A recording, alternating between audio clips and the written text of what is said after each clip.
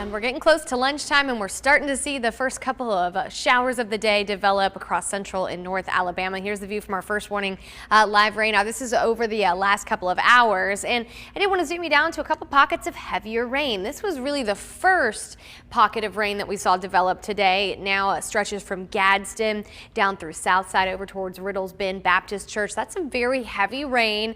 No lightning or thunder showing up with this right now, but we could potentially eventually see some lightning and thunder with this. For now, it's just a really heavy downpour. We've also got another downpour sitting over Highway 411 here, very close to Valley Road, Kurt Jarrett Road.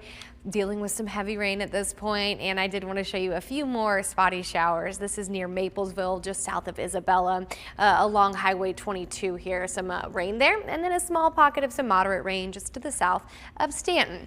Now through the rest of the afternoon, we will see more development of some scattered showers and storms. Still not everybody guaranteed to see rain today, but at 3 p.m. we have pretty good coverage of some downpours.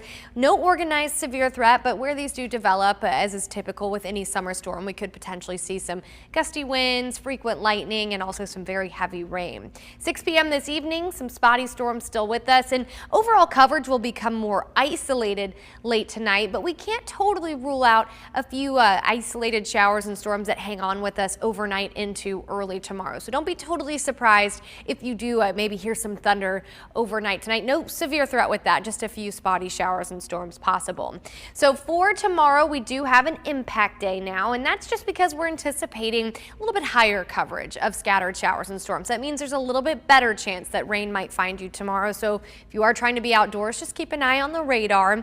We're also watching for some gusty winds up to 40 miles per hour, heavy rain and intense lightning with some of the heavier summer storms. Mapping it out for you hour by hour in our first warning future track. I did want to start really early in the morning. So this is midnight. These are some of those isolated showers or storms that I was talking about that are possible overnight into early tomorrow. So there might be a passing shower or two, but the best coverage of rain and thunder tomorrow will come after lunchtime. So here's noon, the time of day where we start to see the development, and they will remain scattered to numerous at 3 p.m. Same story through 5, 6 o'clock in the evening, and then eventually that rain coverage will really fade late tomorrow night.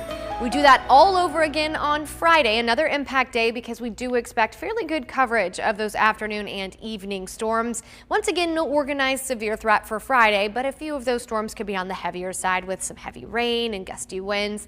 This is noon Friday, starting to see those first storms bubble up, and then they become scattered to numerous by 3 p.m. Same story at 6 p.m. in the evening, and because there will be some heavy rain around and these don't move all that quickly, there is a low chance that there could be some minor nuisance flooding in some of the typical spots that deal with that when we have slow moving heavy summer storms. For the weekend, we are trending drier with only a low chance of an isolated shower or thunderstorm each day.